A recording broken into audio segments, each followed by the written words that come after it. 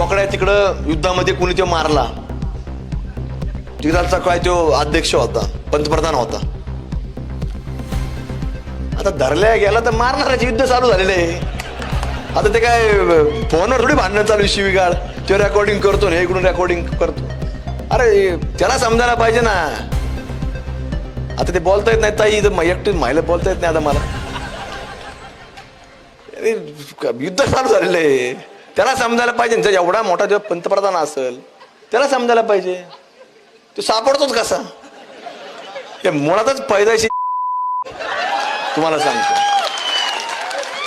जन्मातच येईल बरं, ते गेला ठीक आहे, हरकत नाही.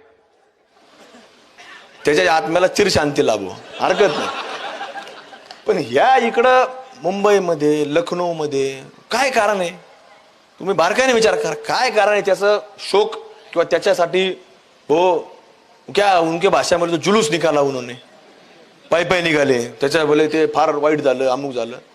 अरे इथं जसं सागर भैया तुम्ही सांगितलं की 93 पासून बॉम्बलास्ट झाले, मला एकदाही हे लोक रस्त्यावर आलेले पाहायला मिळाले नाही की